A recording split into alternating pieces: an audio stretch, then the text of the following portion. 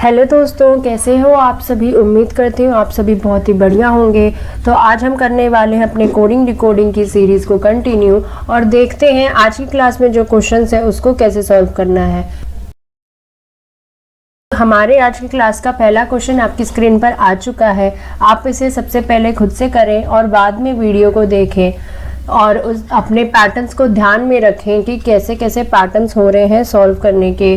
तो ऐसे आप पैटर्न्स को एक सेपरेट नोटबुक में नोट्स भी बना सकते हैं। सो फॉर अ रेफरेंस के लिए आप लास्ट में क्वेश्चन को ना देखकर कैसे कैसे पैटर्न्स आपने सॉल्व किए हैं, कितने ही ट्रिकी वाइज पैटर्न्स हैं, उसको भी देख सकते हैं at the revision time. So first question को देख लेते हैं। यहाँ पर दिया है हेल्थ इज वेल्थ, एक तरह से किसी कोड लैंग्वेज में कोड किया गया है 626 में। सो हेल्थ इज वेल्थ का क्या कोडिंग है 626 में, ये हमें पता करना है। इसी तरह से दिया है एक्सरसाइज रेगुलरली का कोड 8 और 9 में। इसी तरह से एक और कोड हमें दिया गया है ब्रिंग गुड फूड, इसका कोड दिया है हमें 544 में। और हमें पता करना है कि बैलेंस डाइट इज अ की, इसका क्या कोड बन सकता है। अब जैसे कि आप इधर क्वेश्चन में देखेंगे health is wealth, bring good food, exercise regularly, ये बहुत तीनों ही सेंटेंस बहुत अलग अलग दिए हैं। और जो हमारा क्वेश्चन वाला फॉर्म है बैलेंस्ड डाइट इज की, इससे मिलता जुलता कोई भी वर्ड हमारे को गिवन टर्म में नहीं दिया है। इसका मतलब यहाँ पर जो कॉमन निकलता है कोडिंग डिकोडिंग में इक्वल्स टू के लेफ्ट और इक्वल्स टू के राइट साइड में, सो वो कॉमन यहाँ पे हमें देखने को नहीं मिल रहा है सिवाय एक के जो इज है। लेकिन इसकी क्या कोडिंग होगी ये हमें नहीं पता। इसका मतलब ये वैसा साधारण वाला क्वेश्चन नहीं है, ये थोड़ा ट्रिकी वाला क्वेश्चन है जिसमें हमें पता करना है कि हेल्थ इज वेल्थ की क्या कोडिंग बनती है। इसी तरह से हमें पता चल पाएगा कि बैलेंस डाइट की क्या कोडिंग बन सकती है। सो हेल्थ इज वेल्थ की कोडिंग क्या दी गई है, यहाँ पे 626 दी गई है। तो हम सारे क्वेश्चन को नहीं लिखेंगे क्योंकि उनको लिखने का कोई फायदा नहीं है, क्योंकि किसी में भी कोई कॉमन चीज नहीं दी गई है। सो यहाँ पे बस हम इस एक सेंटेंस के साथ में देखेंगे कि क्या इसको कैसे कोड किया गया है। उसी को पता चलने के बाद हम डायरेक्ट अपने क्वेश्चन की तरफ बढ़ जाएंगे जो हमें इस क्वेश्चन में पूछा गया है। So balance diet is a की, उसका कोड क्या होगा, ये हमें हेल्थ इज वेल्थ के कोड को पता करके होगा। अब यहाँ पे देख लीजिए एक सीधा सीधा दिख रहा है कि IS में 2 लेटर्स होते हैं और यहाँ पे बीच में 2 की कोडिंग की गई है। इसका मतलब हुआ कि यहाँ पर दिया है number of letters in the given word, जितने लेटर्स हैं एक पर्टिकुलर वर्ड में उनकी कोडिंग उसी नंबर्स के हिसाब से की गई है। ठीक है दोस्तों। सो हेल्थ में कितने लेटर्स आते हैं, HEAL 4 और TH 6। सो 4 और 2 का प्लस 6 होता है, तो यहाँ पे इसलिए इसकी 6 कोडिंग है। इज में 2 लेटर होते हैं तो 2 कोडिंग है, और वेल्थ में फिर से WEAL 4 और TH 6। सो इस तरह से नंबर ऑफ लेटर्स की यहाँ पर कोडिंग की गई है। तो अब हमें देखना है कि बैलेंस्ड डाइट इज की, इसकी क्या कोडिंग हो सकती है। सो यहाँ पे जो बैलेंस डाइट इज की है उसकी कोडिंग के लिए पहले आप डायरेक्ट क्वेश्चन में से भी काउंटिंग कर सकते हैं और आप लिख के भी काउंटिंग कर सकते हैं। मैं यहाँ लिख कर आपको बताने वाली हूँ। सो बैलेंस्ड डाइट इज अ की, यहाँ पे हम पहले लिख लेंगे और फिर उसको काउंटिंग करेंगे। सो BALAN ये 5 हो गया और ये 3 8। सो ये 2 है, ये 3 है और फिर ये 3 है। इन सबको प्लस किया तो 3 3 6 और 2 8 8 आएगा सबसे पहले। सो यहाँ पर ऑप्शंस में देखो दोस्तों, यहाँ पे किसी भी ऑप्शन में 8 शुरुआत में नहीं है। इसका मतलब सीधा सीधा से A आंसर हो जाएगा इस क्वेश्चन का। बाकी सारे सॉल्व करने की जरूरत नहीं है। अगर आपको चेक करना है तो चेक कर सकते हो तभी जब यहाँ पर और भी ऑप्शंस हो 8 के कंपैरिजन में।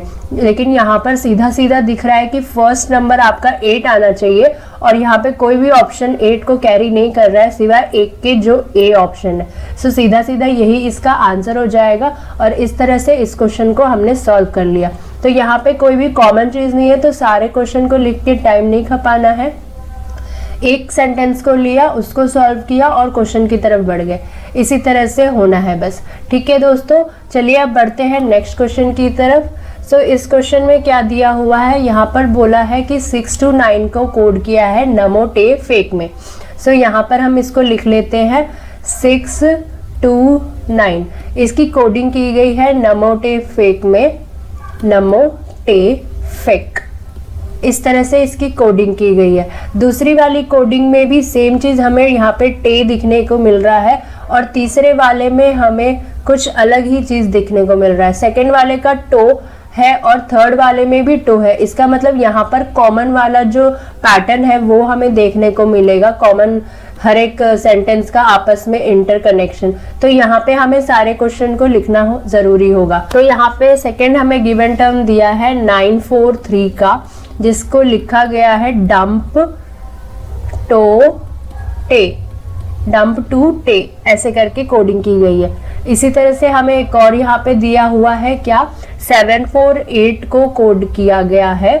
किस में किया गया है, TO फिर FIR टाको, तो फिर टाको में। तो अब हमें देखना है कि हमें क्वेश्चन में पूछ क्या रहा है। सो यहाँ पे पूछ रहा है what is the code for the letter 3। So इस 3 का क्या कोड बनेगा ये हमें पूछा जा रहा है इन दिस सेम लैंग्वेज। सो इस 3 को पता करने के लिए हमें पहले पता करना होगा, एलिमिनेट करना होगा ये 9 और 4 का। सो ये 9 के लिए हम क्या कर सकते हैं, ये 9 के लिए जो नंबर है फर्स्ट और सेकंड सेंटेंस को देखेंगे तो जो इसमें कॉमन दिखेगा वही 9 का कोडिंग होगा। सो यहाँ पे TE का हमें सेम दिख रहा है, इसका मतलब ये 9 की कोडिंग है, इसको एलिमिनेट कर देंगे। इसके बाद में हमें देखना है कि यहाँ पर जो ये 4 दिया हुआ है इसकी कोडिंग कहाँ से पता चलेगी। सो सेकंड सेंटेंस और थर्ड सेंटेंस को देखोगे तो यहाँ पे 4 और 4 का कॉमन है। इसी तरह से राइट साइड में देखोगे तो ये TO2 और ये TO2 ये दोनों कॉमन है, इसका मतलब 4 की कोडिंग हुई है TO2 में। तो अब 3 की कोडिंग हमें पता चल गई, क्या बच गया जो वो ही है 3 की कोडिंग, यानी कि 3 की कोडिंग हुई है DUMP डंप में, जो कि है ऑप्शन नंबर ए। सो इस तरह से कॉमन वाला ये क्वेश्चन है जो मोस्टली आपको 80% इस तरह के क्वेश्चंस देखने को मिलते हैं। तो ये बिल्कुल एकदम चुटकियों में आपको 1 मार्क्स मिल जाएंगे। तो इन तरह के क्वेश्चंस को छोड़ना नहीं है, ठीक है, किसी भी क्वेश्चंस को नहीं छोड़ना है, कोशिश करनी है सारे क्वेश्चंस को अटेम्प्ट करने की। चलिए बढ़ते हैं नेक्स्ट क्वेश्चन की तरफ। इस क्वेश्चन को देख लेते हैं दोस्तों। इन अ सर्टेन कोड लैंग्वेज यहाँ पे बोल रहा है फील एट होम की कोडिंग हुई है 424 में। इसी तरह से यहाँ पर चेक द लॉन्ड्री की कोडिंग हुई है 537 में। ओपन द डोर की कोडिंग हुई है 434 में। और हमें क्या पूछा है, हमें पूछा है द काइट इज फ्लाइंग, इसकी क्या कोड बन सकती है। So the kite is flying. अब हमें ये देखना है कि क्या ये तीनों गिवन टर्म्स आपस में इंटरकनेक्टेड है। सो फर्स्ट में है फील एट होम, सेकेंड में है चेक द लॉन्ड्री, थर्ड में है ओपन द डोर। यहाँ पर कॉमन में हमें मिला द सेकेंड और थर्ड सेंटेंस में। तो हम इससे पता कर सकते हैं, सेंटेंस को देख लेंगे जल्दी से। तो यहाँ पे दिया है चेक द लॉन्ड्री, यहाँ पर दिया हुआ है, इसकी कोडिंग की गई है 537 में। इसी तरह से हमें एक और जगह पे द मिल गया है, ओपन द डोर, इसकी कोडिंग हुई है यहाँ पर 434 में। सो यहाँ पर द की क्या कोडिंग बन सकती है, दोनों में कॉमन होना चाहिए, दोनों में कॉमन 3 का नंबर है। तो यहाँ पे द की कोडिंग 3 से की गई है, तो हमें द की कोडिंग तो मिल गई 3। और दूसरा देखेंगे तो यहाँ पर और कोई कॉमन चीज हमें यहाँ पे नहीं मिल रही है, ठीक है। तो इसका मतलब है कि यहाँ पर ये वैसा ही क्वेश्चन है जैसा हमने अपनी सेकंड क्लास में देखा था, इससे पहले वाली क्लास में जैसा हमने सॉल्व किया था, जहाँ पर मैंने आपको एक एग्जाम्पल देके बताया है कि ऑप्शन में अगर और भी जगह पे 3 नंबर्स हैं तो आप कैसे सॉल्व करोगे। तो इस क्वेश्चन में हमें फर्स्ट टर्म में मिला 3 नंबर। सो 3 नंबर मतलब फर्स्ट में 3 है, तो बी और डी ऑप्शंस हो सकते हैं हमारे इस क्वेश्चन का, यानी कि ए और सी हो जाएगा रॉन्ग। तो बी और डी 2 ऑप्शंस तो नहीं पुट कर सकते हैं ना आंसर के लिए। तो अभी हमें क्या करना होगा, अब इसकी ट्रिक ढूंढनी होगी, इसका क्या पैटर्न फॉलो हुआ वो ढूंढना होगा, क्योंकि और कोई कॉमन है नहीं। काइट की, ईज की, फ्लाइंग की कोडिंग कैसे बनेगी ये हमें अब यहीं पे पता चलेगा। तो यहाँ पर द की कोडिंग 3 में हुई है, इसका मतलब ये हो सकता है कि ये द नंबर ऑफ लेटर्स को लेकर ही किया गया हो, है ना, क्योंकि अगर ऐसे कॉमन होता तो बाकी और कॉमन वर्ड्स हमें दिए होते दूसरे गिवन टर्म्स में, कि यहाँ पर नहीं दिया। इसका मतलब द की कोडिंग उसके नंबर ऑफ लेटर्स के हिसाब से यहाँ पर 3 में हुई है। इसके चेक करने के लिए हम इसको चेक कर लेते हैं। ओपन में होते हैं 4 लेटर, फिर ये 3, और डोर में होते हैं 4 लेटर। सो 434 की कोडिंग हुई है। इसका मतलब हमने समझ लिया यहाँ पर कि यहाँ पर जो हो रहा है, यहाँ पर भी नंबर ऑफ लेटर्स का ही खेल चल रहा है। यहाँ पर तो नंबर ऑफ लेटर्स का खेल चल रहा है। इसका मतलब सीधा सीधा हम यहाँ पर अपने क्वेश्चन को देख लेंगे। सो क्वेश्चन में पूछा है द काइट इज फ्लाइंग का क्या कोड बनता है in the same code language. तो यहाँ पे फर्स्ट वाला हमें मिल गया 3, फिर काइट में होते हैं 4 लेटर्स, 4 आएगा, इज में आता है 2 और फ्लाइंग के हो जाते हैं 6। सो 3 4 2 6 वाला ऑप्शन हमारा करेक्ट हो जाएगा, जो कि है ऑप्शन नंबर डी। सो इस तरह से यहाँ पर भी हुआ है नंबर ऑफ लेटर्स। इसका मतलब एक तो कॉमन वाला पैटर्न होता है और एक नंबर ऑफ लेटर्स का पैटर्न होता है, और एक taking the initial letter of word and उसकी प्लेस वैल्यू के बेसिस पे पुट कर दिया जाता है। तो इस तरह से इस क्वेश्चन का आंसर निकला। ओवरऑल 3 पैटर्न हमने सीखे हैं अब तक की क्लास में। नेक्स्ट क्वेश्चन की तरफ बढ़ते हैं। यहाँ पर दिया है नेहा प्ले वॉलीबॉल, इसकी कोडिंग हुई है नोला टा में। फिर नेहा लाइक प्लेइंग, यहाँ पे नेहा और नेहा कॉमन आ गया, ये एक हमें मिल गया कॉमन वाला। थर्ड सेंटेंस में volleyball is best game. So first sentence में वॉलीबॉल है, थर्ड सेंटेंस में भी वॉलीबॉल है, मतलब ये कॉमन वाले टर्म्स का क्वेश्चन है। सो हम देख लेते हैं हमें क्वेश्चन क्या पूछा गया है। हमें क्वेश्चन पूछा गया है then what is the code for volleyball. Volleyball का कोड हमें पता करना है। सो फर्स्ट वाला सेंटेंस है Neha play volleyball. Neha play volleyball first वाले सेंटेंस में है, और इसी तरह से इसकी कोडिंग की गई है किसमें, नोला टा में, नोला टा। और हमें जो एक और है जिसमें वॉलीबॉल की कोडिंग हुई है वो है थर्ड वाला सेंटेंस। सो यहाँ पे हम सिर्फ वही 2 सेंटेंस को लिखेंगे जिसमें कॉमन दिया हुआ है। सो वॉलीबॉल इज बेस्ट गेम, क्योंकि हमें यहाँ पर किसी सेंटेंस की कोडिंग नहीं पूछी गई है, हमें एक वर्ड की कोडिंग पूछी गई है जो कि है वॉलीबॉल।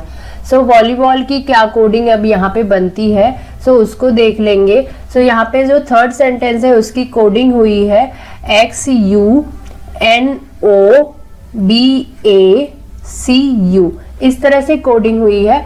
अब इसको सिर्फ देख लेंगे तो यहाँ पे वॉलीबॉल की कोडिंग क्या बनती है, इसके लिए हमें यहाँ पे देखना होगा कि इस दोनों सेंटेंस में वॉलीबॉल की जगह कौन सा लेटर है जो कॉमन है। तो यहाँ पर NO नो जो है कॉमन है दोनों सेंटेंस में, इसका मतलब जो वॉलीबॉल है उसकी कोडिंग NO नो में की गई है, यानी कि ऑप्शन नंबर सी। तो इस तरह से सारे क्वेश्चंस को देखने की जरूरत नहीं है। अगर आपको सिर्फ एक पर्टिकुलर वर्ड के बारे में पूछा है कि उस वर्ड का क्या कोड बन सकता है, तो सिर्फ आप वो 2 सेंटेंस को ही लें जिसमें वो वर्ड कॉमन है।